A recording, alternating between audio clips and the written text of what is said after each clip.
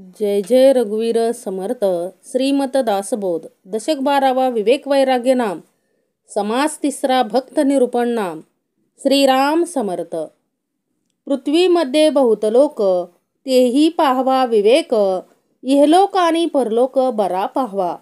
श्रीराम समर्थ. बघा, समर्थांनी दशक 12वा दिलाय विवेक वैराग्य नाम. आपल्याकडं काय पाहिजे हो? विवेक वैराग्य आणि नाम पाहिजे. सर्व संतांनी आजपर्यंत प्रत्येक संतांचं नाव का घेतलं जातं हो? अखंड त्यांनी महत्त्व कशाला दिलं? तर परमेश्वराच्या नामाला काय दिलं? महत्त्व दिलं. अखंड नामस्मरण केलं म्हणून आजपर्यंत त्यांचं नाव निघतं. प्रत्येक संतांचं काय निघतं हो? नाव घेतलं जातं. कारण का हो? पूर्ण देह त्या नामासाठी, परमेश्वरासाठी काय केला? त्यांनी समर्पित केला. म्हणून समर्थ म्हटले विवेक वैराग्य पाहिजे. विवेक ज्याच्याकडं हे दोन असतील तोच परमार्थ करू शकतो. विवेकातलं वैराग्य पाहिजे. वैराग्य माणूस म्हणतो, वैराग्य कशाला म्हणायचं? हे कांडपिसं वैराग्य असतं, मशान वैराग्य असतं. बघा, एखादा जवळचा व्यक्ती आपल्याला सोडून गेला म्हणजे मृत्यू झाला त्याचा, तर सगळे गावातली लोक काय म्हणतात हो? एखादा तरुण वगैरे गेला तर काय म्हणतात हो? मशानात आहे तोपर्यंत काय म्हणतात की नाही बाबा, असं नव्हतं व्हायला पाहिजे, खूप कमी वयात गेला, काय माणसाच्या जीवनात ठेवलेलं नाहीये, इथं जेवढं काही करेल म्हणजे काय बरोबर जातंय माणसाच्या, एवढी इस्टेट त्यानं कमवून ठेवलेली वडिलांनी, सगळं जागेवरतीच राहिलं, काय नाही माणसाच्या जीवनात, असं आपण म्हणतो. कुठं? मशानात आहे तोपर्यंत. म्हणजे आपल्याकडं ते काय येतं हो? मशान वैराग्य. एखादं मृत्यू झाला की आपल्याला काय येतं? मशान वैराग्य. तिथं काय हो? आपण म्हणतो की काय नाही माणसाच्या जीवनात काय राम ठेवलेला नाही, जेवढं इथं काय करू तेवढंच बरोबर येतं, काही बरोबर येत नाही, हे धन दौलत सगळं इथंच राहतं, सगळं आपण करतो ते सगळं काय आहे? व्यर्थ आहे, प्रपंच संसारासाठी एवढं झटतो हे सगळं व्यर्थ आहे, असं म्हणतो. कुठपर्यंत? जोपर्यंत मशानात आहे तोपर्यंत. आणि मशानातून बाहेर पडल्यानंतर परत बांधासाठी भांडणारे आपणच. आलं का लक्षात? बांधासाठी भांडणारे आपणच. म्हणजे बघा, हे कसलं झालं वैराग्य? मशान वैराग्य. विवेकाचं वैराग्य पाहिजे. विवेकाचं वैराग्य कसं? संत तुकाराम महाराजांकडं कसलं होतं वैराग्य? विवेकाचं वैराग्य होतं. बघा, ज्या वेळेस त्यांना पेरू खायची इच्छा झाली, ते ज्या डोंगरावरती जायचे त्या रस्त्यालाच पेरूची बाग होती आणि त्या रोज ते पेरू दिसायचे. त्यांना इच्छा झाली पेरू खाण्याची. त्यावेळेस तुकाराम महाराजांनी मनाला सांगितलं की काय हो, की हे पेरू काय नाही आहेत, आपले नाही आहेत, आपण खायचे नाहीत. परंतु मन काय ऐकना. त्यावेळेस विवेक होता त्यांच्याकडं. तिथं गुरं चरायला यायची त्या ह्याच्यावरती, डोंगरावरती. ज्या वेळेस तिथं शेण पडलेलं होतं, त्यांनी काय केलं? एक पेरू घेतला, त्या शेणात बुडवला आणि त्या मनाला सांगितलं की खा, आता काय कर, हा पेरू खा. खाईल का हो? नाही खाणार. मग ती विवेकाचं वैराग्य. वैराग्य म्हणजे काय? तर एखादी विषय विकार आला आपल्याकडं, तर त्या क्षणी त्याच्याविषयी आलेलं जे वैराग्य आहे त्याला म्हणायचं विवेक वैराग्य. मग कितीही असू द्या, कितीही प्रबळ असू द्या, काम असू द्या, क्रोध असू द्या, लोभ असू द्या, मद असू द्या, मत्सर असू द्या, दंभ असू द्या, चिंता असू द्या, संशय असू द्या, जो काही आहे तो काय करायचं आहे? तिथंच आपल्याला काय करता आलं पाहिजे? विवेकानं त्याला काय करता आलं पाहिजे? थांबवता आलं पाहिजे. समर्थांना, नानांना खूप आवडायचं. म्हणजे जे लोक विवेक वैराग्यामध्ये राहतात तेच परमार्थाला काय होतात? तो परमार्थात उच्च पदाला जाऊ शकतात. म्हणून समर्थांनी आपल्यासाठी हा विवेक वैराग्य नाम हा काय दिलेला आहे? दशक दिलेला आहे समर्थांनी. दशक 12वा विवेक वैराग्य नाम. कुठला पुत्र असो अगर नसो, द्वैतातला कुठला पुत्र असो अगर नसो, परंतु विवेकपुत्र वैराग्यपुत्र पाहिजे, प्रत्येकाकडं तो पाहिजे, तर काय होणार आहे हो, जीवन सुखी होणार आहे. लक्षात ठेवा. म्हणून समर्थांनी गेल्या समासात गेल्या समासात सांगितलं प्रपंच कसा करायचा. आधी प्रपंच करावा नेटका, मग घ्यावे परमार्थ विवेका, येथे आळस करू नका विवेकी हो. बघा, समर्थांनी विवेकी हो कुणाला, आपल्यालाच म्हटलंय का हो. कारण समर्थ म्हणतात देह प्रपंच जर ठाकठीक नसेल तर माणूस परमार्थ करू शकत नाही.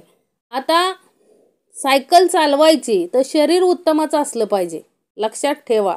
त्या पायाला हाताला लकवा भरलाय आणि सायकल चालवायला दिली तर चालवता येईल का, नाही. म्हणून समर्थ काय म्हणतात, आधी शरीर सांभाळायचं उत्तमाचं, म्हणजे देह प्रपंच ठाकठीक केला तर परमार्थासाठी. म्हणून समर्थांनी बघा नेहमी बलोपासना केली, बरोबर.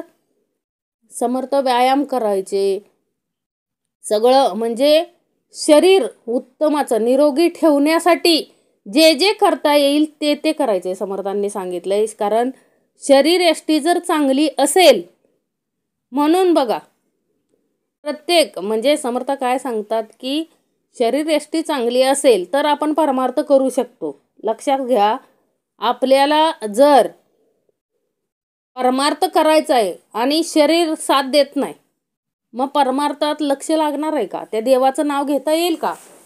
अखंड जर बोलता येत नसेल, तोंडात दात नसतील तर बोलता राम म्हणता येईल का. म्हणून समर्थ म्हटले की प्रपंच ज्यावेळेस ठाकठीक आहे त्यावेळेसच परमार्थ करता आला पाहिजे. म्हणून समर्थ म्हणतात की आधी विवेका घ्या, की काय, आधी प्रपंच व्यवस्थित करा. प्रपंच म्हणजे देहप्रपंच, देहप्रपंच उत्तमाचा असेल, विवेकानं देहप्रपंच उत्तमाचा ठेवला की काय होतं हो, संसारही उत्तमाचा होतो आणि परमार्थही उत्तमाचा होतो.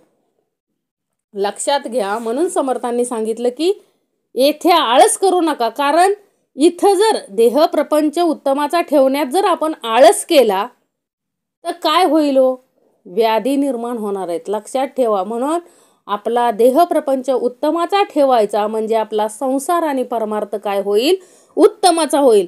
आणि गेल्या समासामध्ये शेवटची ओवी काय व सांगितले समर्थांनी, विद्या उदंडची शिकला, प्रसंगमान चुकतची गेला, तरी मग तये विद्येला कोण पुसे. विद्या शिकायची, समर्थांनी सांगितलंय प्रपंच करायचाय, संसार करायचाय, परमार्थ करायचाय, विद्या उत्तमाची शिकायची, म्हणजे शिक्षण उत्तमाचं घ्यायचंय, अधिकारी पदावरती जायचंय, म्हणजे प्रत्येक काम विवेकानं उत्तमाचं करायचंय. कारण का हो, समर्थांनी सांगितलाय पुढचा धोका काय, विद्या उदंडची शिकला, भरपूर विद्या शिकलाय, काय केलंय, खूप मोठं पद मिळालं आणि एकानं सांगितलं, आला एक जण आणि काय म्हणाला हो. बघा असे बरेचसे प्रसंग घडतात. बघा एक DYSP होते आणि त्यांचे 6 महिन्यावरती काय आलेलं, रिटायरमेंट आलेली.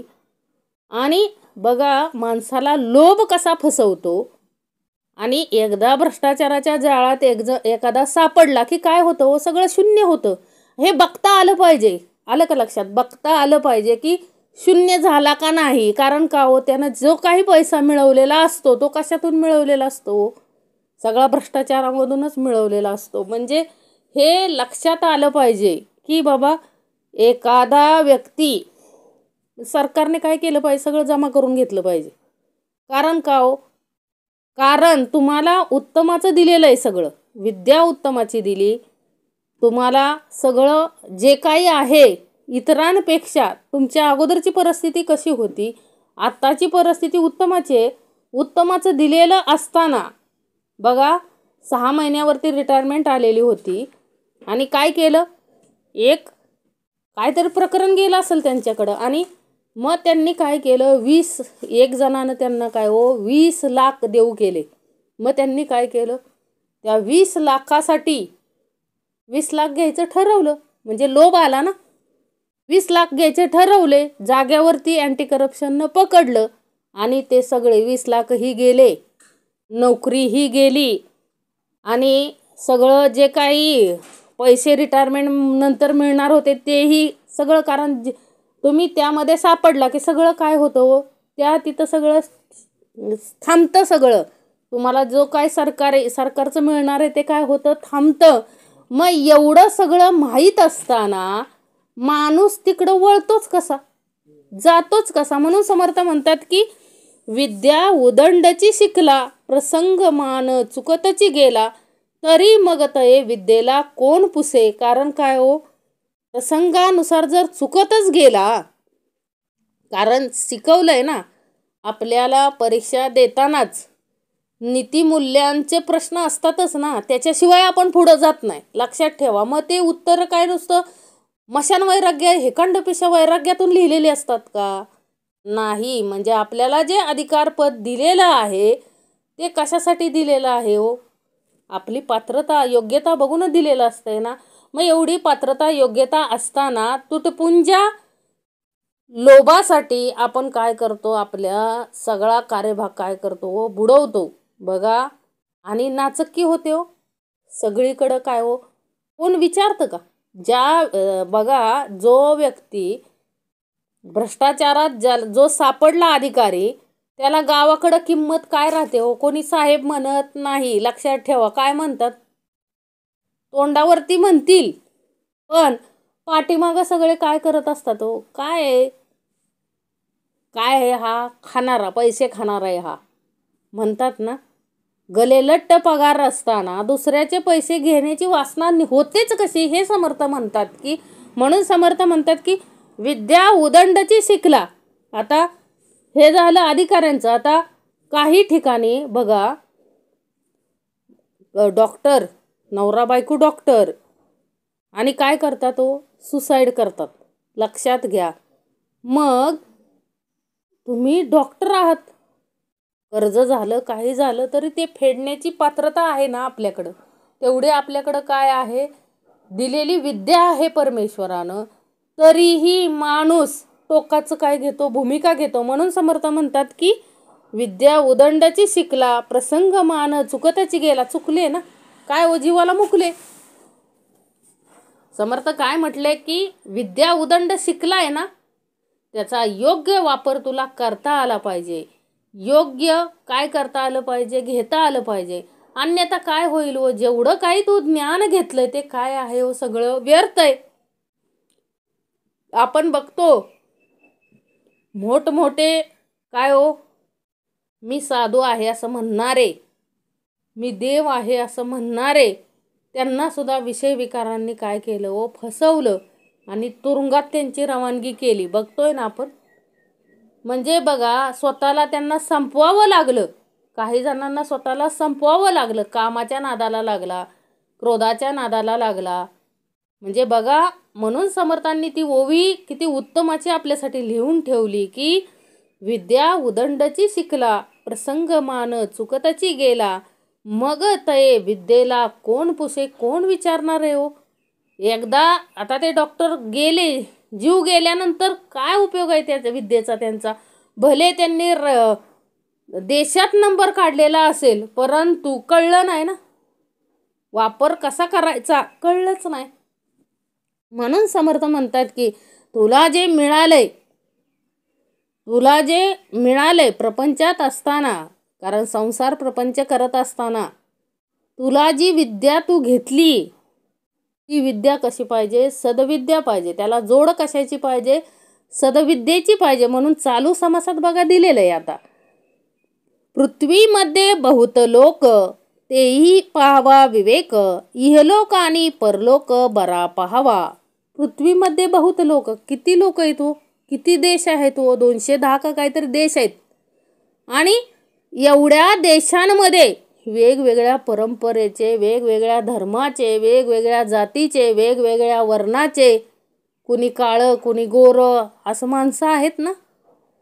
अशी पृथ्वीमध्ये खूप सारी माणसं आहेत आणि प्रत्येकाला हे गोष्ट लागू पडते. लक्षात ठेवा, पृथ्वीमध्ये जेवढी लोक आहेत तेही पाहावा विवेक, त्या प्रत्येकाला ही गोष्ट लागू पडते.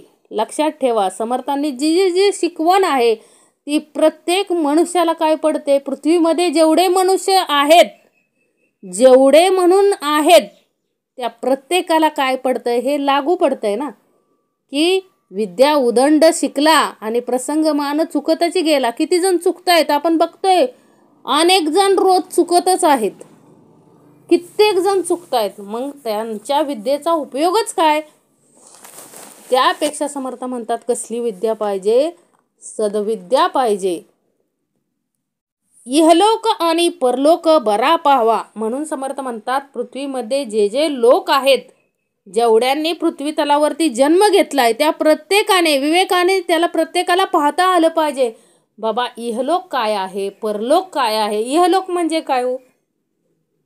जिथं आपला जन्म झालाय तो इहलोक. आणि इहलोकात काय करायचंय हो? हे समर्थांनी सांगितलंय ना, प्रपंच परमार्थ, प्रपंच संसार, प्रपंच आणि परमार्थ उत्तमाचा करायचा आहे. आणि एवढा उत्तमाचा करून ज्यानं आपल्याला आणलंय, इहलोक झाला, इहलोक हा झाला. परलोक कोणता? जिथं आपला परब्रह्म राहतो, जिथं आपल्या परब्रह्माचं अस्तित्व आहे, जिथं आपला परब्रह्म आहे त्याच्याकडं जायचंय, बरोबर ना. अंतकाळी शेवटी ज्याच्याकडं जायचंय, ज्याच्यामध्ये आपल्याला विलीन व्हायचंय, ज्याच्यामध्ये आपल्याला एकरूप व्हायचंय, तो कुठला आहे? परलोक. बरा पाहावा म्हणजे समर्थ म्हटले जो जो जन्माला आलाय त्या प्रत्येकाला हा इहलोक आणि परलोक पाहता आला पाहिजे. इहलोक साधाया कारणे, जाणत्याची संगती धरणे, परलोक साधाया कारणे सद्गुरू पाहिजे. बघा समर्थ काय म्हणतात, इहलोक साधाया कारणे. आता इहलोक म्हणजे काय हो? इहलोकात आपल्याला काय महत्वाचं आहे? संसार प्रपंच होणं गरजेचं आहे, बरोबर. संसार प्रपंच होण्यासाठी आपल्याला काय लागतं? जाणती माणसं लागतात ना. म्हणजे इहलोक साधाया कारणे, जाणत्याची संगती धरणे. म्हणजे जाणती म्हणजे कशी हो? संसार करण्यासाठी आपण काय बघतो? इतरांनी कसा केला बघतो ना. अंबानी कसं करतायत आपण बघतोय ना. मग आपले निदान त्यांच्या एवढा आपल्याला होत नाही, पण आपण त्या पद्धतीनं काय करावा? प्रयत्न करावा, एवढं तरी आपल्याला सुचतं, बरोबर ना. म्हणून इहलोक साधाया कारणे, जाणत्याची संगती धरणे म्हणजे काय?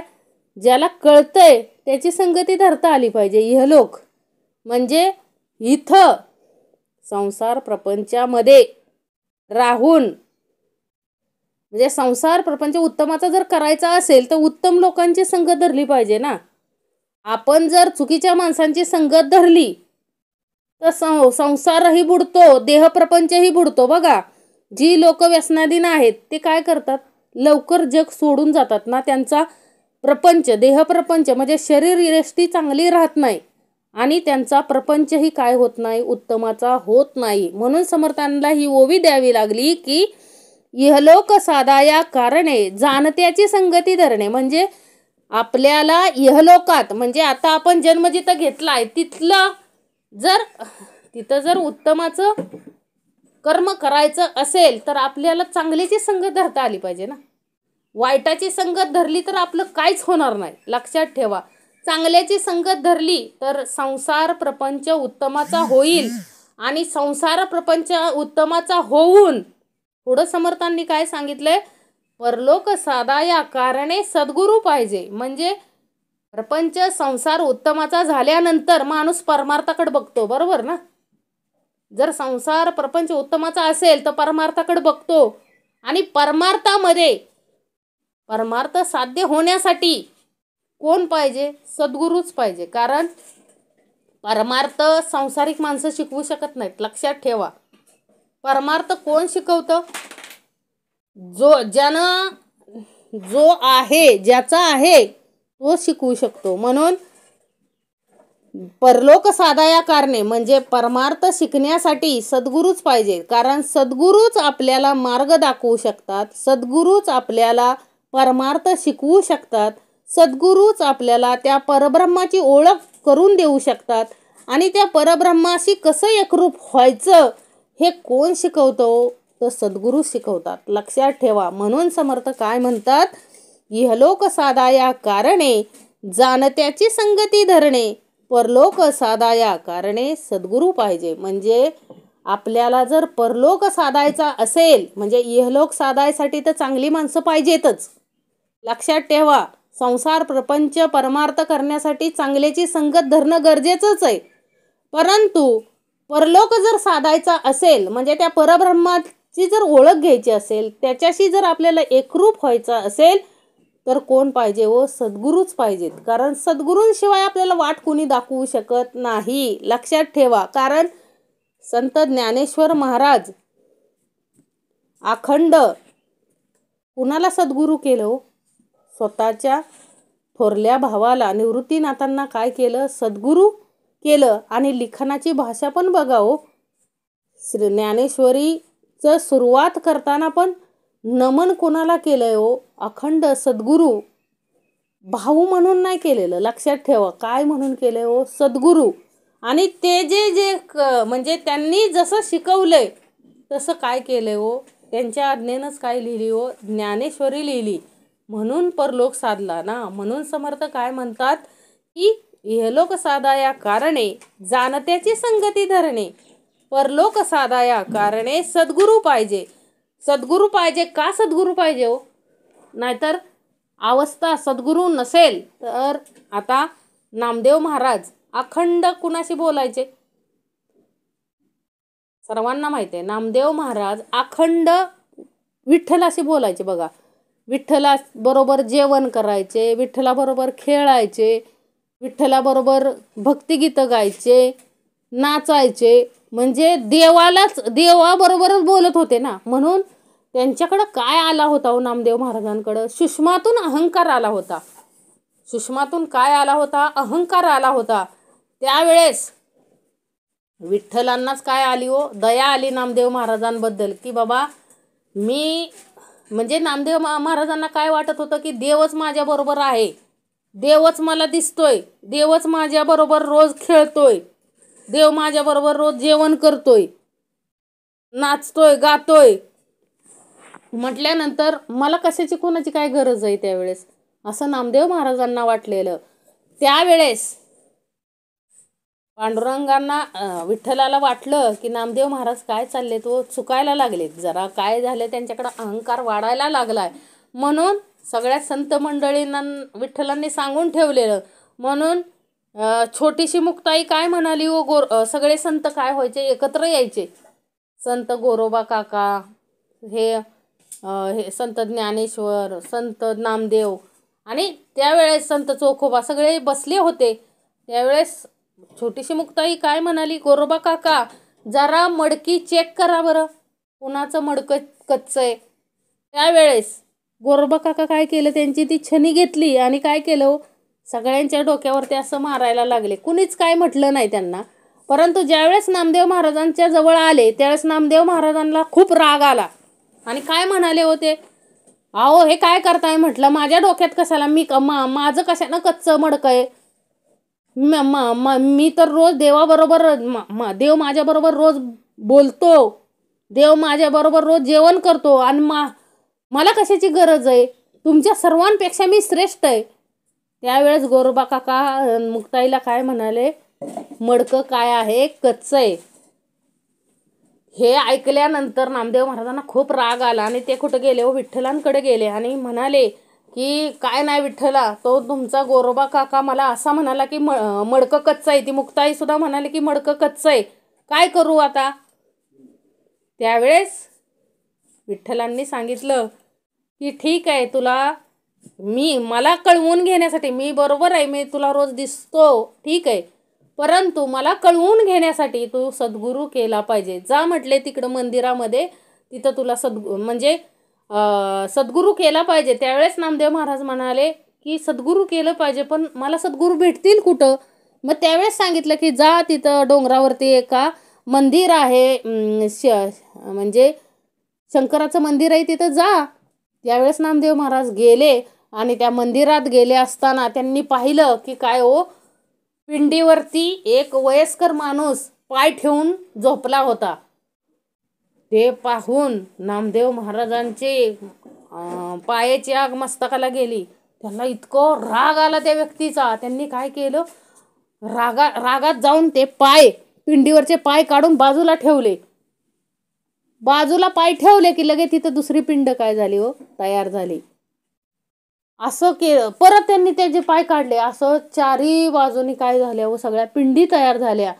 त्यावेळेस नामदेव महाराज काय गेले, शरण गेले त्यांना, की म्हणाले खरंच तुम्ही कोण आहात मला सांगा. त्यावेळेस ते विसोबा खेचर होते आणि ते म्हणाले की मला विठ्ठलांनीच पाठवलेलं आहे तुझे सद्गुरू बनण्यासाठी. आणि मग नामदेव महाराजांना आपली चूक उमगली, कारण देव सगळीकडेच आहे. काय आहे, देव सगळीकडेच आहे. म्हणून त्या पिंड तयार झाल्या. जिकडं पाय ठेवल तिथं काय झाली हो, पिंड तयार झाली.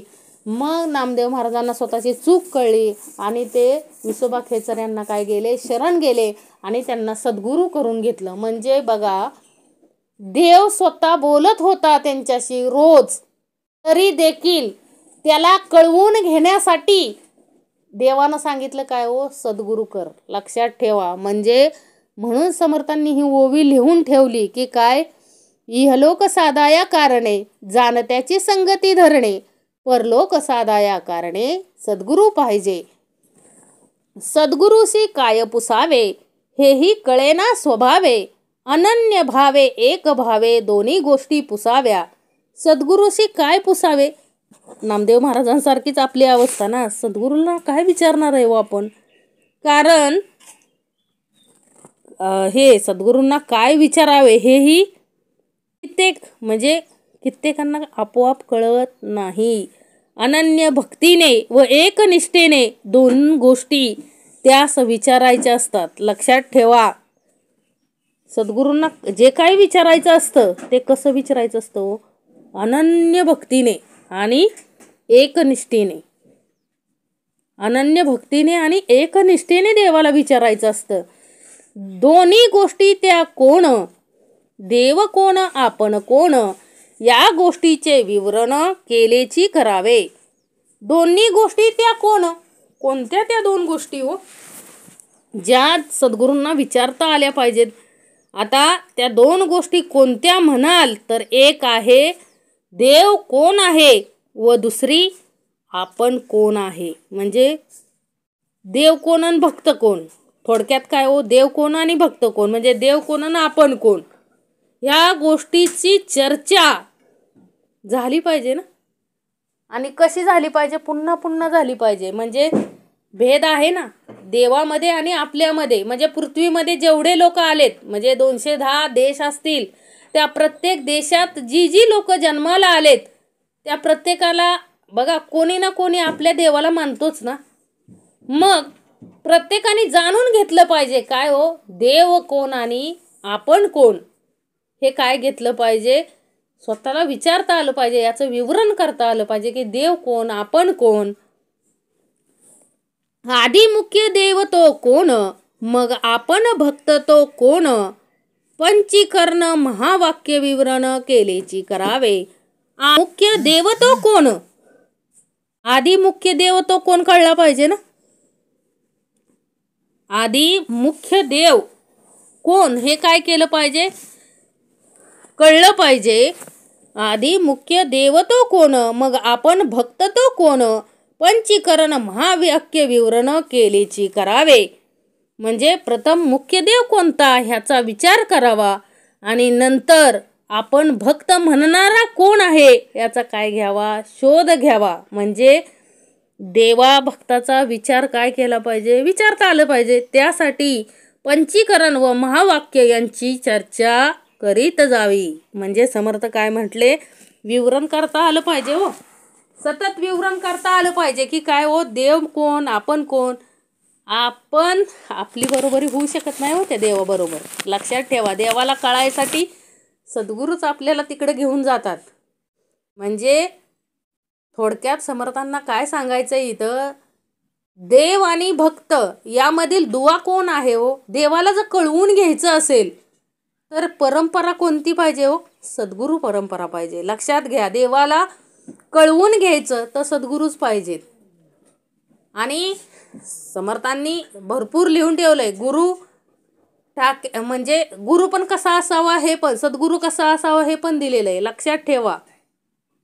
म्हणजे आधी मुख्य देव तो कोण, म्हणजे आपल्याला आधी मुख्य देव कोण आहे त्याचंच आधी काय झालं पाहिजे, आपल्याला कळलं पाहिजे. अन्यथा काय उपयोग नाही. समर्थ म्हटले आधी मुख्य देव तो कळला पाहिजे. मग देव कळला तर आपण भक्त कोण आहे हे कळेल ना. यासाठी विवरण झालं पाहिजे, करता आलं पाहिजे.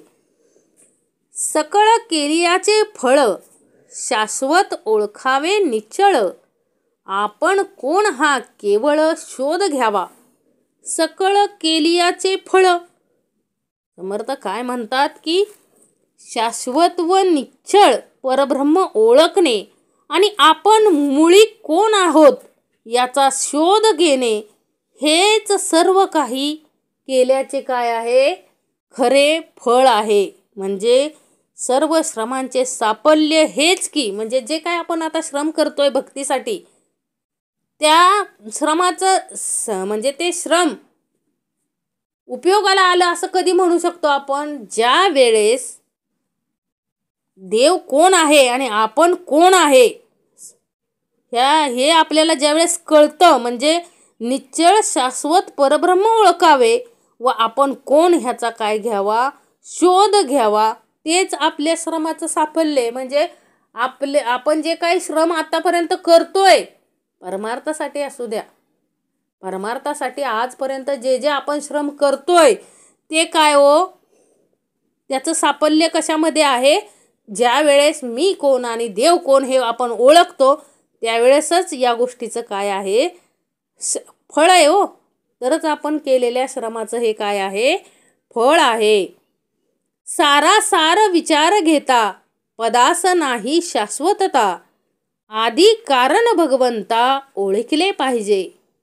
सारासार विचार घेता, समर्थ काय म्हणतात, सार काय व असार काय ह्याचा विचार केला तर कोणत्याही पदार्थाला शाश्वतपणा नाही. म्हणजे समर्थांनी सार काय असार काय ह्याचा जर विचार केला तर समर्थ म्हणतात इंद्रपदाला देखील शाश्वतपणा नाही. लक्षात ठेवा, इंद्राला सुद्धा त्या गादीवरनं भरपूर वेळा राक्षसांनी खाली केले. आपल्याला माहिती आहे, युद्ध करून बऱ्याच वेळा इंद्रपद सुद्धा काय केलं, त्याचं घालवलंय. म्हणजे इंद्रपदाची सुद्धा काय नाही, शाश्वतता नाही. सारासार विचार घेता पदास नाही शाश्वतता, आदी कारण भगवंता ओळखले पाहिजे. कोणत्याही पदाला काय नाही, शाश्वतता नाही. म्हणून समर्थ म्हणतात की त्या परमेश्वराला आधी ओळखता आलं पाहिजे. मुख्य त्या परमेश्वराला काय हो, ओळखता आलं पाहिजे. नाहीतर पद भरपूर आहेत परंतु त्या पद पण शाश्वत नाही. 60 वर्ष झाली, 58 का 60 वर्ष झाली की काय असते हो, रिटायरमेंट असते. कितीही मोठ्या पदावरती जिल्हाधिकारी म्हणून जरी कार्य करत असेल तरी त्याला काय आहे, रिटायरमेंट आहेच ना. आणि ते पद एकदा गेलं की कोण विचारतं, कोणी विचारत नाही. तर रस्त्यावरनं जरी जिल्हाधिकारी चालले असले तरी कोणीही विचारत नाही. म्हणून लक्षात ठेवा, पद आहे तोपर्यंतच काय आहे हो, अहंकार आहे सगळं. म्हणजे जे काय येतं माणसाकडं ते कुठपर्यंत, जोपर्यंत पद आहे तोपर्यंत. म्हणून समर्थ म्हणतात सारासाराचा जर विचार केला, सारासार विचार केला तर एक लक्षात ठेवा, इंद्रपद सुद्धा काय नाही हो, शाश्वत नाही. मग आपल्याकडे जे असलेली पदं आहेत त्या पदांचा काय भरवसा, काही भरवसा नाही. म्हणून यासाठी आधी भगवंताला ओळखता आलं पाहिजे. अहो कितीही श्रीमंत असेल, कितीही श्रीमंत असू द्या, परंतु मृत्यूवरती कोणी विजय मिळवता आलाय का हो, नाही मिळवता आला. लक्षात ठेवा. म्हणून समर्थ म्हणतात की आधी त्या परमेश्वराला ओळखता आलं पाहिजे, भगवंताला ओळखता आलं पाहिजे. आधी कारण जो म्हणजे जो मुख्य देव आहे त्याला आपल्याला काय करायचंय, म्हणजे ओळखायचंय. निश्चळ चंचळ आणि जड अवघा मायेचा पवाड, यामध्ये वस्तू जाड जाणार नाही. निश्चळ चंचळ आणि जड अवघा मायेचा पवाड. निश्चळ चंचळ म्हणजे हे सगळं कुणाचं आहे व मायेचं आहे ना. हे सर्व प्रकार कसे आहेत, मायावी आहेत ना. निश्चळ, चंचळ, जड म्हणजे काय? निश्चळ काय आहे हो? ब्रह्म आहे, ते परब्रह्म आहे निश्चळ. चंचळ काय आहे? माया, अंतरात्मा. व जड, जड हे आपल्या ज्या डोळ्याला दिसतंय ते जग. हा सर्व प्रकार मायावी, लटका आहे, बरोबर ना? म्हणजे शाश्वत ब्रह्म ह्या सर्वांपेक्षाही काय आहे हो? निराळं आहे. ह्यापैकी परब्रह्म वस्तू साधन असून ती जाणारी म्हणजे अशाश्वत नाही. लक्षात ठेवा. म्हणजे समर्थ काय म्हणतात? किती एका ओवीत अख्ख्या जीवनाचं सार समर्थ देतात हो. एका ओवीवर ते सुद्धा निरूपण होऊ शकतं. लक्षात ठेवा. करायचं म्हटलं तर एका ओवीवरती सुद्धा निरूपण 1.5 तास आपण बोलू शकतो, एवढं सामर्थ्य एका ओवीमध्ये आहे. म्हणून समर्थ काय म्हणतायत? निश्चळ, चंचळ आणि जड अवघा मायेचा पवाड, यामध्ये वस्तू जाड जाणार नाही. म्हणजे जे काही आहे आता आपल्याला दिसतं, म्हणजे निश्चळ माहिती आहे, चंचळ माहिती आहे, जड म्हणजे ही सगळं जे दिसतंय मायेला, डोळ्याला दिसतंय, हे सगळं काय आहे? हा मायेचा पवाड आहे. आणि यामध्ये फक्त म्हणजे हे सगळं आपण म्हणतो ना, जे जे दिसतंय ते नासणार आहे कल्पांत काळी. म्हणजे डोळ्याला जे जे दिसतंय ते सगळं एक दिवस जाणार आहे, बरोबर? मग राहणार कोण आहे? तर तो परब्रह्म अखंड असणार आहे. आपण असू किंवा नसू, तो परब्रह्म असणारच आहे. हे समर्थांना आपल्याला ह्या एका ओवीमध्ये समर्थांनी सांगितलंय. यामध्ये वस्तू जाड जाणार नाही. वस्तू जाड कोणाला म्हटलंय? तर त्या निश्चळ परब्रह्माला म्हटलंय. लक्षात ठेवा. तो काय जाणार नाही कुठं. तो असतच असणार आहे, इथंच असणार आहे. आणि त्याचीच ओळख आपल्याला घ्यायची आहे. लक्षात ठेवा. ते परब्रह्म धुंडावे, विवेके त्रैलोक्य हिंडावे, माईक विचारे खंडावे परीक्षिवंती. ते परब्रह्म धुंडावे. समर्थ काय म्हणतात? ते परब्रह्म म्हणजे त्या वस्तूची परीक्षा करणाऱ्यांनी माईक पदार्थाचे विचाराने खंडन करून व विवेकाच्या योगाने त्रैलोक्यभर हिंडून त्या परब्रह्माचा काय घ्यावा? शोध घ्यावा. म्हणजे बघा काय घ्यावं? सगळीकडे शोध, विवेकाच्या योगाने त्रैलोक्यभर हिंडून काय करायचंय? त्या परब्रह्माचा आपल्याला काय घ्यायचाय व शोध घ्यायचाय. ह्या जन्मातच संतांनी घेतला ना, संतांनी अखंड घेतला. खोटे सांडून खरे घ्यावे, परीक्षिवंती परीक्षावे, मायेचे अवघेची जाणावे रूपमाईक. खोटे सांडून खरे घ्यावे. काय सांगितलंय हो? मायेचे सगळेच रूप मिथ्या आहे हे ध्यानात ठेवून परीक्षकांनी काय करावं? खोटे टाकून द्यावं आणि चांगल्या परीक्षेने खरे शाश्वत असेल ते घ्यावे. म्हणजे पारखी लोक खोटे टाकून खरे घेतात, तसे विवेकी जन मायेचे सारेच माईक जाणून शाश्वत परब्रह्म काय करतात? स्वीकारतात. लक्षात घ्या. पारखी लोक, त्यांना कळतं बघा. हिऱ्याचे पारखी वेगळे असतात, सोन्याचे पारखी वेगळे असतात. त्यांना क्षणात कळतं की ह्या सोन्यात किती मिक्स आहे, किती चांगलं आहे. एवढे पारखी असतात की हिरा जरी बघितला, एखादा दगड जरी बघितला, म्हणजे ते रत्न पारखी जे असतात त्यांनाच कळतं की हे कुठलं रत्न आहे. लक्षात ठेवा. त्या पद्धतीनं ज्यानं शाश्वत परब्रह्माला ओळखलंय, म्हणजे जे विवेकी जन आहेत, मायेचे सारेच माईक जाणून, जे विवेकी आहेत ते काय करतात? मायेचं सगळं माईक जाणून, संतांचं घ्या ना उदाहरण, संतांचं घ्यायचंय. त्यांनी विवेकानं कोणाला ओळखलं हो? त्या परब्रह्माला ओळखलं आणि अखंड त्या परब्रह्मालाच गेले ना शरण. संत तुकाराम महाराजांनी मायेला ओळखलं ना, म्हणूनच 400 एकर देऊन टाकली ना आहे असे. म्हणजे कधी विचारच केला नाही ना, त्या संसाराचा कधी विचारच केला नाही. आहे सगळं कर्ज काय केलं? माफ केलं सगळ्यांचं.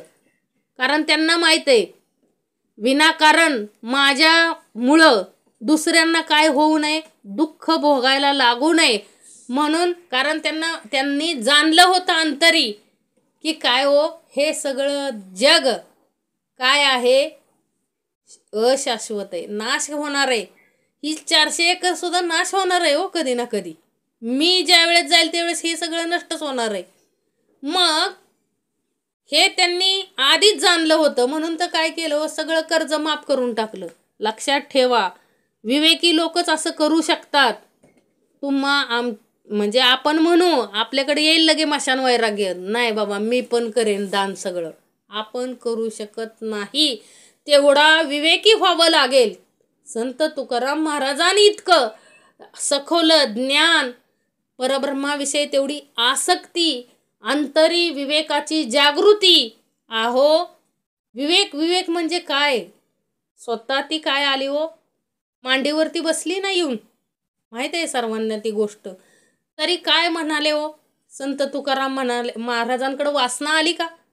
नाही आली वासना. त्यांनी काय म्हणाले, माहेरवासीन आली, म्हणजे माझी मुलगी आली माहेराला आणि खूप दमली म्हणून काय बसली, मांडीवरती बसली. म्हणजे केवढा विवेक. लक्षात ठेवा, दुसऱ्याच्या स्त्रीला स्वतःची मुलगी मानणं म्हणजे कोणत्या क्षणाला तो अनुभव घेणं हे फार महत्त्वाचं आहे. लक्षात ठेवा, म्हणजे विवेक केवढा, हा विवेक पाहिजे प्रत्येकाकडं. आणि हा विवेक ज्याच्याकडं असतो त्याला सर्व काही काय जाणवतो, सगळं माईक आहे हे कळतं.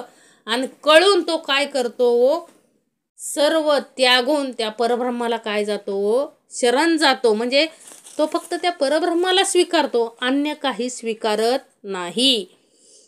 पंचभूतिक हे माया, माईक जाये विलया, पिंड ब्रह्मांड अष्टकाया नासिवंत.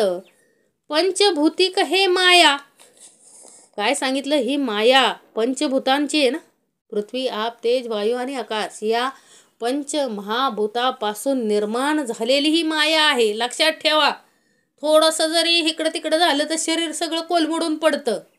लक्षात घ्या, अंगातून वारं गेलं माणसं म्हणतात का नाही, म्हणजे काय जातं हो, वायू तत्व त्या शरीरामधून, त्याची पुण्याई संपली की ती वायू तत्व काय होतं व निघून जातं, म्हणून लकवा भरतो. लक्षात ठेवा, म्हणजे आपलं शरीर या पंचमहाभूतापासून काय झालेलं आहे हो, निर्माण झालेलं आहे. ही माया पंचमहाभूतांपासून निर्माण झालेली आहे.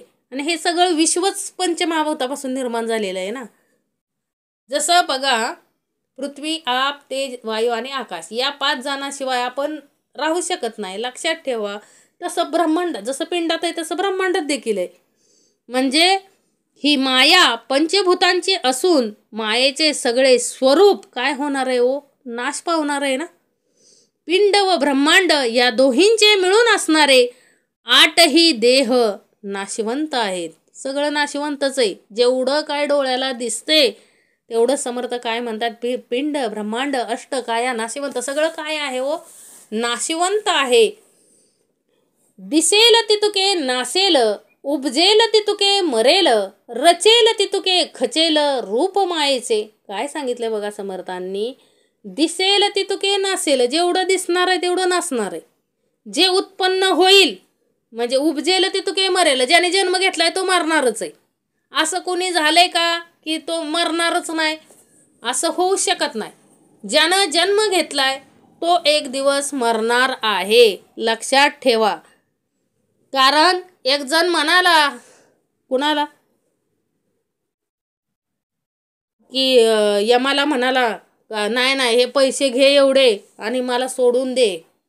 यम काय म्हटला, त्या नोटांवरती ज्यांचे फोटो आहेत ना त्यांना पण मी सोडलेलं नाही, मी तुला कसं सोडणार.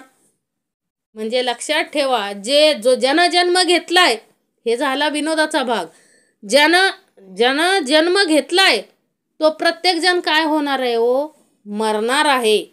उपजेल तितके मरेल, रचेल तितके दिसेल, रचेल तितके खचेल रूप मायेचे. म्हणजे जेवढं उभारलं जाईल, मायेचं रूप जेवढं उभारलं जाईल तेवढं सर्व काय होणार आहे हो, खचणार आहे. लक्षात ठेवा, जे काय आपल्या दृष्टीला हे मोठमोठ्या बिल्डिंग वगैरे दिसतात, आहो एवढी मोठी सुरुवातीच्या काळाला पण होती ना राजवाडे, आपले तर दगडा माती म्हणजे सिमेंटचे आहेत. पण पहिले कशा एवढा हे रावणाचा कशाचा महल होता, सोन्याचा होता, पण राहिला का?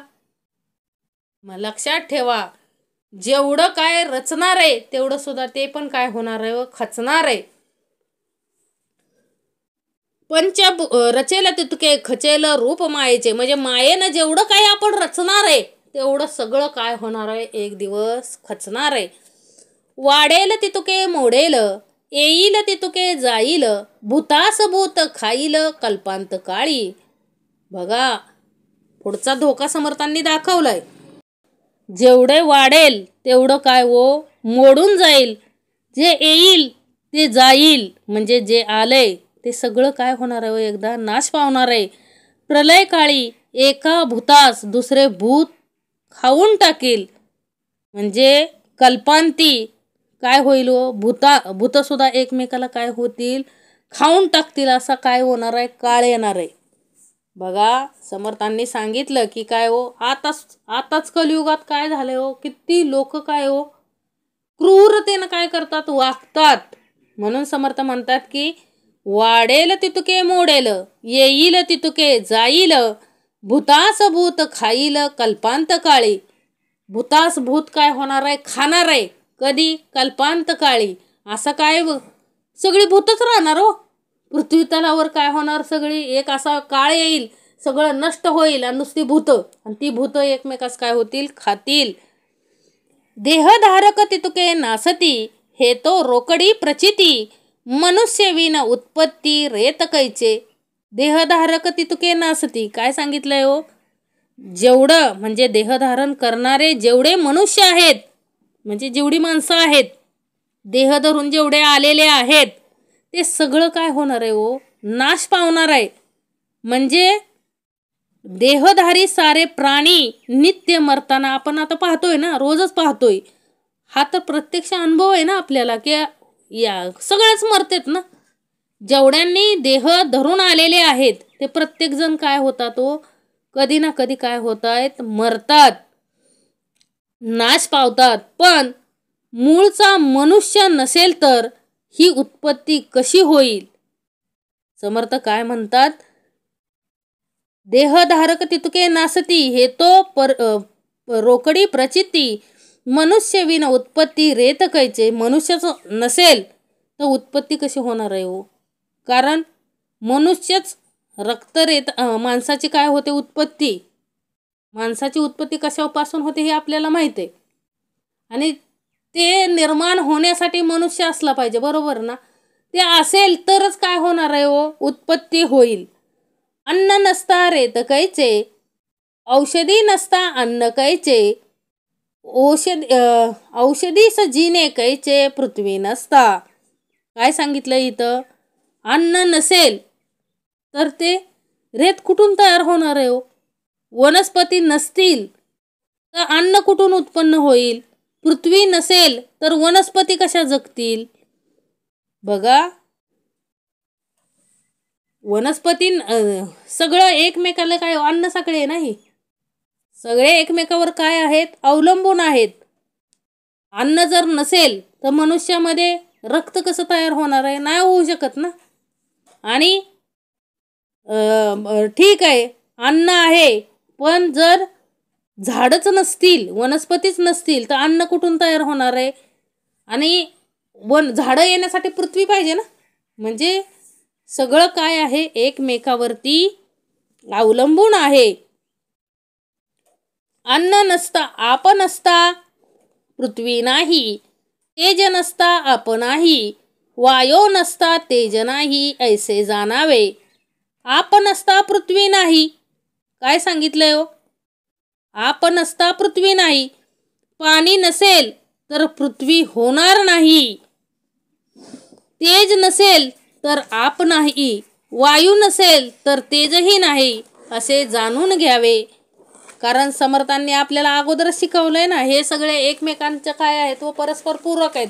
हे प्रत्येक तत्वामध्ये प्रत्येक तत्व मिसळलेलं आहे, हे एकमेकावरती अवलंबून आहेत. अंतरात्मा नसता वायो कैचा, विकार नसता अंतरात्मा कैचा, निर्विकारी विकार कैचा बरे पहा. अंतरात्मा नसता वायो कैचा, अंतरात्मा जर नसेल तर वायो कसा. समर्थ काय म्हणतात बघा, अंतरात्मा जर नसेल, अंतरात्मा म्हणजे काय हो? आकाश. आकाश नसेल तर वायू कुठून होईल? आणि विकार नसेल तर अंतरात्मा कसा संभवेल? म्हणजे अंतरात्मा ही परब्रह्मी हा म्हणजे आधी निर्विकार ब्रह्माच्या ठिकाणी विकार संभवतो का, हे पहा बरे. म्हणजे समर्थ काय म्हणतात? अंतरात्मा नसता वायो कायचा, विकार नसता अंतरात्मा कायचा, निर्विकारी विकार कायचा बरे पहा. अंतरात्मा नसेल म्हणजे आकाश नसेल तर वायू नसणार आहे, आणि विकार नसेल तर अंतरात्मा कुठून निर्माण होणार आहे? सगळं म्हणजे सगळं काय आहे हो? आणि आकाश कशापासून होतंय हो? त्या परब्रह्मापासूनच निर्माण होतंय. म्हणजे निर्विकार जे निर्गुण त्याच्यापासूनच सगळं काय हो होतंय ना. ते काय का बरे पहा. पृथ्वी नाही आप नाही, तेज नाही वायू नाही, अंतरात्मा विकार नाही निर्विकारी. पृथ्वी नाही आप नाही, काय सांगितलं ब? पृथ्वी नसेल म्हणजे निर्विकार ब्रह्माच्या ठिकाणी पृथ्वी आप तेज वायू आकाश पंचभूतापैकी काही एक किंवा विकार यापैकी काहीही नाही. म्हणजे पृथ्वी नाही आप नाही, तेज नाही वायू नाही, अंतरात्मा विकार नाही निर्विकार. त्या निर्विकार परब्रह्माजवळ काय नाहीये हो? हे काहीच नाहीये. पृथ्वी आप तेज वायू आकाश हे काहीच नाही. नाशिवंत निर्विकार जे निर्गुण, त्याची शाश्वताची खूण, अष्टदा प्रकृती संपूर्ण नाशिवंत. निर्विकार जे निर्गुण, काय सांगितलंय व? निर्विकार म्हणजे जे निर्विकार व निर्गुण आहे तेच शाश्वत परब्रह्माचे काय आहे? लक्षण होय. त्याखेरीज बाकीची सर्व अष्टदा प्रकृती काय आहे? नाशिवंत आहे. म्हणजे निर्विकार जे निर्गुण म्हणजे जो निर्गुण निराकार आहे तेवढाच काय आहे हो? शाश्वत आहे. आणि ही सगळी जी अष्टदा प्रकृती दिसते ती सगळी काय आहे हो? नाशिवंत आहे. संपूर्ण आपण पाहिलेलं आहे. आधीच्या समासांमध्ये पाहिले, समर्थांनी आपल्याला सांगितलंय काय हो? जे जे डोळ्याला दिसतंय ते सगळं नाशिवंत आहे. शाश्वत एक काय आहे हो? फक्त तो निर्गुण निराकार परब्रह्म, ते एवढंच काय आहे हो? शाश्वत आहे. नाशिवंत समजून पाहिले तो ते अस्तांची नसते झाले, सारासारे कळो आले समाधान. नाशिवंत समजून पाहिले त्यावेळेस आपल्याला काय कळालं हो? सारासार कळण्यासाठी म्हणजे नाशिवंत काय आहे हे पाहिलं पाहिजे ना. नाशिवंत सृष्टीकडे ती नाशिवंत आहे असं जाणून विवेकानं पाहिलं म्हणजे ती असून नसल्यासारखी होते ना. आणि सारासार विचाराने शाश्वताचं काय मिळतं हो? समाधान मिळतं. म्हणजे समर्थांना काय म्हणायचंय? आपल्याला कळलं पाहिजे की काय हो, ही जी आपल्याला दिसतंय, अहो सगळं जे काय ऐश्वर्यासाठी माणूस मरतो बघा, गाडी बंगला जे काय ऐश्वर्य खूप मोठं आपल्याला असं वाटतं, परंतु हे सगळं काय होणार आहे हो? हे सगळं नाशिवंत आहे. हे आपल्याला विवेकानं पाहता आलं पाहिजे. तिथं जाऊन म्हणायचं नाही हे सगळं नाशिवंत आहे, कारण ह्याला मिळालेलं नसतं ना ते. म्हणून म्हणायचं नाही की काय हे सगळं नाशिवंत आहे. समर्थ म्हटले जोपर्यंत आहे तो संसारात आहे म्हटल्यानंतर भौतिक सुखाचा उपभोग घेता आला पाहिजे, परंतु तो घेत असताना हे सर्व नाशिवंत आहे या गोष्टीची जाणीव अंतरी घेता आली पाहिजे. लक्षात ठेवा, दुसऱ्याला सांगण्यासाठी नाहीये, स्वतःला काय घ्यायची ती जाणीव घ्यायची की बाबा नाही, आपण हे जे ऐश्वर्य भोगतोय, जे काय ऐश्वर्य भौतिक सुखाचा उपभोग घेतोय, हे सर्व काय होणार आहे हो? म्हणजे हे सर्व नासणार आहे कधीतरी. बघा, आपण एखादं झाड लावलं आणि ते झाड खूप सुंदर आलं, त्याला खूप फळं सुंदर आली, तर आपल्याकडं केवढा मोठा अहंकार येतो. मग ही सृष्टी ज्यानं निर्माण केली, ज्यानं ही सृष्टी निर्माण केली, पूर्ण सगळं जग ज्यानं निर्माण केलं, आपल्या सर्वांसहित ज्यानं सर्व निर्माण केले, त्याला केवढा मोठा अहंकार यायला पाहिजे. परंतु नाही येतो, कारण त्यांना जाणीव आहे, त्यांच्याकडे सारासार विचार आहे की काय हो, हे जे निर्माण झालेलं आहे ते सगळं काय होणार आहे? नासणार आहे. कल्पांत काळी कधीतरी हे काय होणार आहे, नष्ट होणार आहे. म्हणून समर्थ काय म्हणतात की विवेकाच्या दृष्टीनं आपण काय पाहता आलं पाहिजे सृष्टीकडे, की ही काय आहे हो, नाशिवंत आहे. हे सारासार विचारानं पाहता आलं पाहिजे. नाशिवंत आहे म्हणून कार्यच बंद करून टाकतील काही जण. काय हो, कुठलं कामच करणार नाहीत. तसं चालेल का? नाही. कारण का हो, विवेकानं घ्यायचंय. म्हणते की विवेकानं घ्यायचंय. जे आलंय, जे आपण भौतिक सुख आपल्या वाट्याला भोगायला आलेलं आहे, म्हणजे विषय विकारांचं नाही सांगत आहे. विषय विकार हे त्यागायचेच. लक्षात घ्या, जे विवेकानं घेता येईल, सारासार विचारानं जेवढं घेता येईल तेवढं घेता आलं पाहिजे. म्हणजे सारासार दृष्टी आपली संसार प्रपंच करत असताना आपली सारासार दृष्टी पाहिजे, की बाबा हे जे सगळं करतोय ना आपण, ज्याच्यासाठी खटाटोप करतोय, हे सगळं काय आहे हो, नाशिवंत आहे. एकच तो कोण आहे, शाश्वत आहे. त्याला आपल्याला शरण जाता आलं पाहिजे. लक्षात घ्या. आणि शाश्वत परब्रह्म कोण आहे ते ओळखल्याशिवाय आपली काय नाही हो, आपल्याला मुक्ती आहे का? नाही. म्हणून ते सारासार विचार करून आपल्याला समाधान कधी होतं आपल्याला, ज्यावेळेस आपल्याला लक्षात येतं की बाबा हे सगळं नाशिवंत आहे आणि एक शाश्वत परब्रह्मच तेवढं काय आहे हो, शाश्वत आहे. हे ज्यावेळेस आपल्याला लक्षात येतं सारासार विचाराने, त्यावेळेस आपल्या अंतरी काय मिळतं हो, आपल्याला समाधान मिळतं. विवेके पाहिला विचार, मनास आले सारासार, येणे करिता विचार सदृढ झाला. विवेके पाहिला विचार, विवेक सारासार विवेकानं जर हाच विचार दृढ केला, म्हणजे समर्थ काय म्हणतात, सारासार विवेकानं हाच विचार आपल्या अंतरी काय करायचा आहे हो, सदृढ करायचा.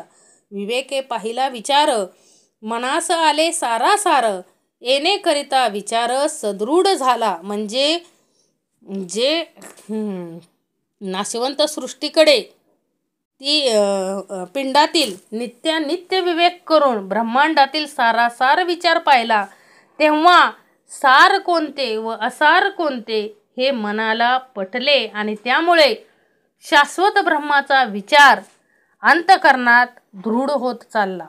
बरोबर ना? विवेके पाहिला विचार, मनास आले सारासार, येणे करिता विचार सदृढ झाला. ज्या वेळेस आपण मनात विचार करायला लागलो सारासार, त्यावेळेस आपल्या मनामध्ये विचार काय झाला हो, हा सदृढ झाला. शाश्वत देव तो निर्गुण, ऐसी अंतरी बाणली खूण, देव कळला मी कोण कळले पाहिजे. शाश्वत देव तो निर्गुण, काय सांगितलं हो, शाश्वत देव शाश्वत असून काय आहे, निर्गुण आहे. शाश्वत ब्रह्म तो देव, ही देवाच्या स्वरूपाची खूण अंतःकरणात बांधून गेली. अशा प्रकारे मुख्य देव कोणता हे कळले. आता मी कोण हे कळले पाहिजे. म्हणजे बघा, मी कोण पाहिजे कळले. म्हणजे शाश्वत देव तो निर्गुण, ऐसी अंतरी बाणली खूण, देव कळला मी कोण कळले पाहिजे. म्हणजे समर्थ म्हणतात की शाश्वत देव कोण आहे, निर्गुण निराकार कोण आहे हे कळलंय. असं आपल्या अंतरी खूण बांधली की मला कळलंय शाश्वत देव. मग देव कळला, मी कोण हे कळलं पाहिजे आधी. समर्थ काय म्हणतात, ठीक आहे, देव कोण आहे हे कळलं, बरोबर आहे, पण मी कोण हे काय, मी कोण हे कळले पाहिजे. मी कोण पाहिजे कळले, देहतत्व तितुके शोधिले, मनोवृत्तीच्या ठाई आले मी तूपण. मी कोण पाहिजे कळले. काय सांगितलं समर्थांनी, मी कोण आहे कळावे म्हणून देहातील एकूण एक तत्वांचा शोध केला, तेव्हा मितूपणा हा मनोवृत्तीच्या ठिकाणी उत्पन्न होतो. असं काय आलं, दिसून आलं. म्हणजे मी पण देहसंगाने उद्भवते म्हणून देह कोणत्या तत्वाचा झाला हे पाहिले. तो मितूपणा हा मनाचा एक धर्म आहे. इतकं काय झालं आपल्याला कळलं. सकळ देहाचा शोध घेता, मी पण दिसेना पाहता, मी तू पण हे तत्वता तत्वी मावळले. सकळ देहाचा शोध घेता, सगळ्या देहाचा शोध घेतला असता त्यात मी पण कुठेही दिसत नाही. लक्षात ठेवा, सगळ्या देहाचा शोध घेतला असता त्यात मी पण कुठेही दिसत नाही. मीतूपणा हा खरोखर तत्वातच काय पावतो? लय पावतो. तत्वे तत्वात मिसळून गेल्यावर मी पण काही सापडले नाही. लक्षात ठेवा, सगळ्या देहाचा शोध घेतला असता त्यात मी पण काय होत नाही हो? कुठंही दिसत नाही. मीतूपणा हा खरोखर तत्वातच काय होतो? लय पावतो. काय होतो? तत्वातच लय पावतो. दृश्य पदार्थाची ओसरे, तत्वे तत्व तेव्हा सरे. मीतूपण हे कैचे उरे, तत्वता वस्तू. दृश्य पदार्थाची ओसरे, काय सांगितलं हो? दृश्य पदार्थाची ओसरे. सर्व दृश्य पदार्थाचे निरसन झाल्यावर एकूण एक तत्वांचा काय होतो? लय होतो. तेथे मीतूपणा कुठून राहणार? केवळ ब्रह्ममयच ती स्थिती, सत्य वस्तू तेवढी काय होते? उरते. समर्थांनी काय सांगितलंय? सकळ देहाचा शोध घेता मी पण दिसेना पाहता, मीतूपण हे तत्वता तत्वे मावळले. दृश्य पदार्थाची ओसरे, तत्वे तत्व जेव्हा सरे. मीतूपण हे कैचे उरे, तत्वता वस्तू. तिथं काय राहणार आहे व? जिथं तत्वच राहत नाहीत, पंचमहाभूत सुद्धा त्या विलीन होतात, नष्ट होतात. मग राहतं ते फक्त काय हो? शाश्वत परब्रह्म राहतं. तिथं मीतूपण काय राहणार आहे आपलं? आपला अहंकार कुठं राहणार आहे? राहू शकत नाही. पंचीकरण तत्व विवरण, महावाक्य वस्तू आपण निसंगपणे निवेदन केले पाहिजे. पंचीकरण तत्व विवरण, पंचीकरण तत्व विवरण व महावाक्य विचार या तीन गोष्टी झाल्या की आपण वस्तुरूप व्हायचे. त्यासाठी निसंगपणाने आत्मनिवेदन काय केलं पाहिजे? आत्मनिवेदन काय केलं पाहिजे? आत्मनिवेदन केलं पाहिजे ना.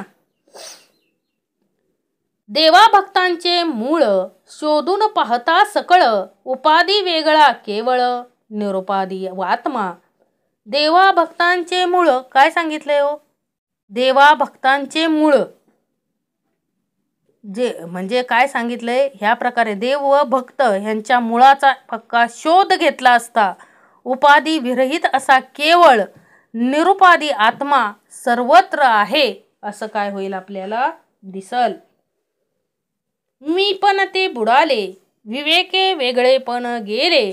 निवृत्ती पदास प्राप्त झाले उन्मणी पद. मी पण ते बुडाले. काय समर्थ म्हणाले? की देवा भक्तांचे मूळ शोधून पाहता सकळ, उपाधी वेगळा केवळ निरुपाधी आत्मा. आपण जर देवांचं जर मूळ, देवा भक्तांचं मूळ शोधून पाहायला गेलो तर काय आपल्याला मिळतं?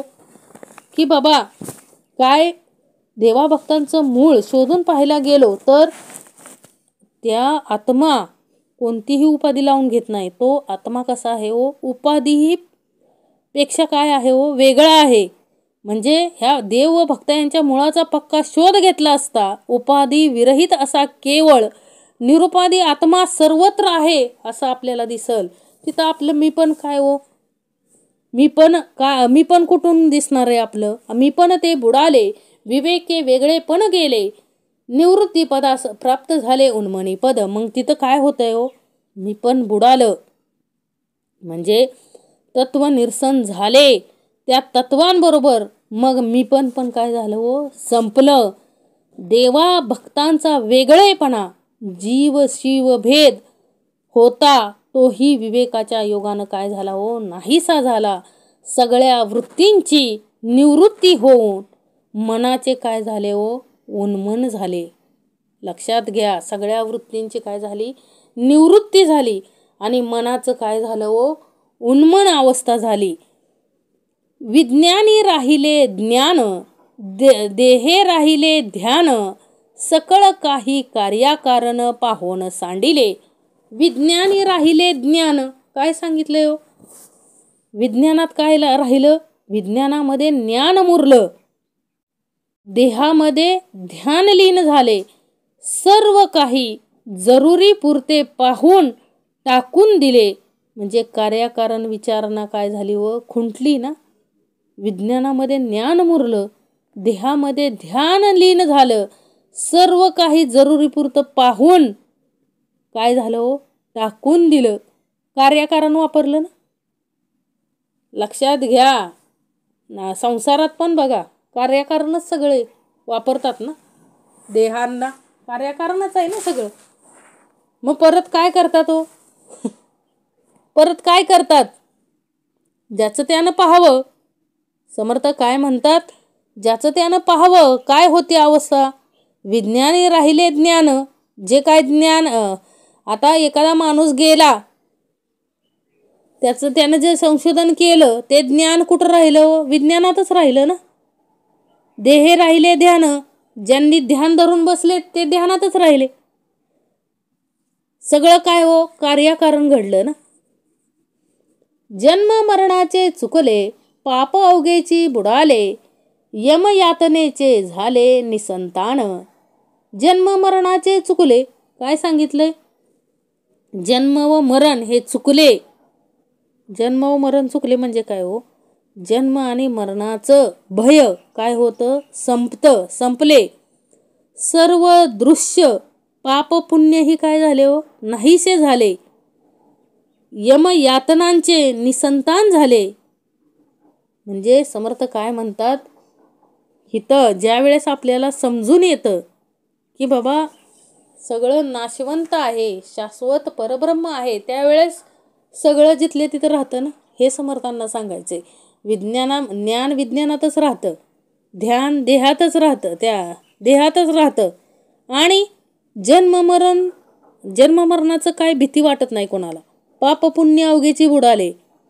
म्हणजे ज्या वेळेस कुठल्याही देहाला ज्या वेळेस ज्ञान होतं, परब्रह्माचं ज्ञान होतं, सारासार विवेकाची जाणीव होते, आणि ज्यावेळेस परब्रह्म आहे हे शाश्वतपणाची जाणीव होते, त्यावेळेस पाप पुण्याची भीती वाटत नाही, त्याच्याकडून पाप होतच नाही.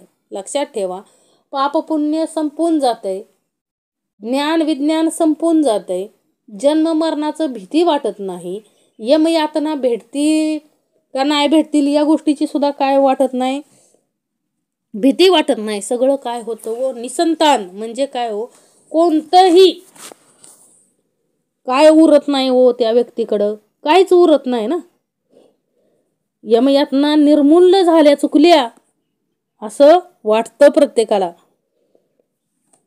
निर्बंध अवघाची तुटला, विचारे मोक्ष प्राप्त झाला, जन्म सार्थकाची वाटला सकळ काही. निर्बंध अवघाची तुटला, काय झालं हो, निर्बंध अवघाचा तुटला. विधी निषेधाची सगळी बंधनं काय झाली, तुटली. विवेकानं मोक्ष प्राप्त झाला आणि जन्माचं सर्व काही सार्थक झालेसे वाटले. म्हणजे काय हो, जन्म साफल्य झालं असं काय आलं हो, अंतरी समाधान आलं. ज्या वेळेस मिळतं, आपल्याला बघायला मिळतं, त्यावेळेस काय होतो, अंतरी तसा भाग निर्माण होतो. म्हणून समर्थ म्हणतात सगळे बंध तुटले जातात हो. तिथं कुणीही त्या व्यक्तीला अडवू शकत नाही. पाप पुण्य तर काय अडवू शकत नाही, यमयातना अडवू शकत नाहीत, ज्ञान विज्ञान अडवू शकत नाही. ज्या वेळेस तो बघा संतांची भूमिका कशी होती हो, तिथं कोणच त्यांना काय हो, त्या परब्रह्माशी एकरूप होण्या म्हणजे जे एकरूप झालेत ना त्या परब्रह्माशी, त्यांना ह्या गोष्टीचा काहीच फरक पडत नाही. लक्षात ठेवा, कशाचा, ज्ञान विज्ञानाचा फरक पडत नाही, जन्म मृत्यूचा फरक पडत नाही, यमयातनेचा फरक पडत नाही, पापपुण्याचा फरक पडत नाही. तो पूर्णपणे त्या परब्रह्माला काय झालेला असतो, एकरूप झालेला असतो. आणि हे एवढं झालं तरच माणसाला काय वाटतं हो, की माझा जन्माचं सार्थक झालं, या असं समाधान मिळतं. त्यावेळेसच मोक्ष मिळाला ना. लक्षात ठेवा, समर्थ म्हणले मोक्ष म्हणजे काय, असं जो मोकळा होतो, जिवंतपणे जो मोकळा होतो, सगळ्या भयातून सगळ्या व्यापातून जो मुक्त होतो, त्यालाच मोक्ष मिळाला म्हणतात ना. लक्षात ठेवा, म्हणजे ज्याला जाणीव होते की शाश्वत काय आहे, एक परब्रह्म आहे, बाकी जेवढं दिसतंय तेवढं सगळं काय आहे, नाशिवंत आहे. मग त्याच्या पुढं काय जरी आणून ठेवलं तरी त्याला काहीही फरक पडत नाही. तो त्यावेळेस तो मोकळा झालेला असतो, त्यालाच खरा काय म्हणायचा? मोक्ष. लक्षात ठेवा. मोक्ष मोक्ष कुणी म्हणत असेल आमच्याकडं या मी मोक्ष देतो, नाही रे बाबा, मोक्ष कुणीही देऊ शकत नाही. त्याचं अंतर्मन, ज्या प्रत्येक व्यक्तीचं अंतर्मन जोपर्यंत शाश्वत परब्रह्माशी एकरूप होत नाही तोपर्यंत मोक्ष मिळू शकत नाही. लक्षात ठेवा. म्हणून समर्थ म्हणून आपल्याला हा ग्रंथ आपल्यासाठीच आणलाय. मोक्ष द्यायचा आहे ना, न्यायचं. मोक्ष मिळाला पाहिजे प्रत्येक देहाला, म्हणून समर्थांनी ही दासबोध ग्रंथ लिहिलेला आहे. हा प्रत्येक समास आपल्यासाठी लिहिलेला आहे, लिहून ठेवलेला आहे. म्हणून समर्थ आपल्याला वाट दाखवतायत, मोक्षाची वाट दाखवतायत.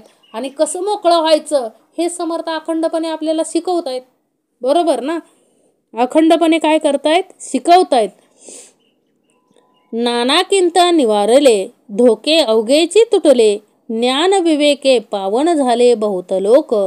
नाना किंत निवारले, अनेक जे अंतरी अनेक संशयाचे काय हो निरसन होऊन धोके सगळे लयास गेले, म्हणजे कुर्तले, संपले, संकटे काय झाली? गेली. अशा रीतीने ज्ञान व विवेक यांच्या योगाने पुष्कळ लोक काय झाले हो? पावन झाले. ज्ञान आणि विवेक ज्याच्याकडं ज्ञान आहे परब्रह्माचं, म्हणजे सगळे विषय विकार जिथे संपतात. ज्ञान विवेके नाना किंत निवारले, धोके अवघेची तुटले, ज्ञान विवेके पावन झाले बहुत लोक. ज्यांनी विवेकाने ज्ञान घेतलं, म्हणून समर्थांनी विवेकी हो विवेकी हो का म्हणतात समर्थ? विवेक कुणाला म्हणायचं? विषय वेगळे, म्हणजे विकारातनं कोणत्याही अष्टविकार जे आहेत त्यांच्यामध्ये न अडकता त्यातून आधी मुक्त होता आलं पाहिजे. विकारातून जो मुक्त होतो तो विवेकी. आणि ज्ञान विवेकानं म्हणजे ज्ञान घेऊन विषय विकारांपासून वेगळं होऊन जो त्या परब्रह्माची ओळख घेतो, असे काय झाले? अशा लोकांचे सगळं काय झाले हो? संदेह मिटले, धोके टळले. आणि अशी लोक काय झाले हो? पावन झाली. अशी बहुत लोक आहेत, म्हणजे जी संत परंपरा आहे ते पावन झालेच ना. आणि आपल्यालाही पावन करायला घेतलंय. आता हा सगळा जो खटाटोप आहे, अखंड एवढं कार्य चाललेलं आहे, हे कुणासाठी आहे हो? आपल्यासाठी आहे. आपण यातून मुक्त, सगळ्या ऋणातून मुक्त होऊन मोक्षास जावे अशी इच्छा धरणारं कोण आहे? तर आपली सद्गुरू परंपरा आहे. लक्षात ठेवा, आपले समर्थ आहेत. हे सगळं जे काही कार्य चाललंय हे कुणाचं आहे? समर्थांचं आहे. आणि अखंड समर्थ आपण मोक्षाला जावं, आपण सर्व भागातून मोकळं व्हावं यासाठी अखंड प्रयत्न करत आहे. लक्षात ठेवा, आपल्यासाठी चाललंय हे सगळं. त्यांना काय मिळणार आहे यातून? त्यांना नाही काय, त्यांना समाधान मिळतंय की माझे दास कुठं गेले? सगळे मोक्षाला गेले. बरोबर ना? म्हणून हा जो काय सगळा परमार्थाचा खटाटोप आहे तो कशासाठी आहे? समर्थ म्हणतात ज्ञानाने विवेकाने काय करा? पतिताचे पावन व्हा, म्हणजे पावन व्हा यासाठी आहे हा सगळा अट्टहास. पतित पावनाचे दास, तेही पावन करती जगास, ऐसी हे प्रचिती मनास बहुतांच्या आले. पतित पावनाचे दास म्हणजे बघा, समर्थांनी शेवटची ओवी सांगितली काय हो? जे लोक पतित पावन श्रीरामाचे दास होतात तेही जगाला पावन करतात, असा हा अनुभव अनेकांच्या मनास पटला आहे. कारण स्वतः समर्थच कोण होते हो? श्रीरामांचे दास होते. आणि त्यांनी अख्ख्या हा ग्रंथाच्या रूपानं सगळ्या विश्वाला काय करायला घेतलंय व पावन करायलाच घेतलंय ना. आणि हा अनुभव आपल्याला प्रत्येकाला आलेला आहे. लक्षात ठेवा, म्हणजे परमात्मा पतितांना पावन करणारा आहे, त्याचे दासही पतितांना पावन करण्यास समर्थ होतात. या गोष्टीची प्रचिती बहुतांस आली आहे. आता बहुतांस कशाला, सर्व आपण जे श्रवण सगळे करतोय त्या प्रत्येकाला ही प्रचिती आली की तो पतित पावन श्रीरामाचे जे दास आहेत ते सुद्धा आपल्या दासांना पावन करू शकतात एवढं सामर्थ्य आहे त्यांच्याकडं. लक्षात ठेवा. म्हणजे समर्थांनी हा जो दासबोध ग्रंथ लिहिलाय, स्वतः समर्थ श्रीरामांचे काय आहेत, दास आहेत. आणि आपल्या प्रत्येकाला काय पावन करण्यासाठीच हा दासबोध ग्रंथ समर्थांनी लिहिलाय. म्हणून समर्थांनी शेवटची ओवी काय घेतली, पतित पावनाचे दास तेही पावन करती जगास, ऐसे हे प्रचित मनास बहुतांच्या आलीच ना. कित्येक जण श्रीरामांची भक्ती करून त्यांनी अनेकांचा काय केलाय उद्धार केलाय. स्वतः समर्थच आहे उदाहरण, बरोबर ना. पतित पावनाचे दास तेही पावन करती जगास, ऐसी हे प्रचित मनास बहुतांच्या आली. इति श्री दासबोधे गुरु शिष्य संवादे भक्त निरूपण नाम समास 3. जय जय रघुवीर समर्थ.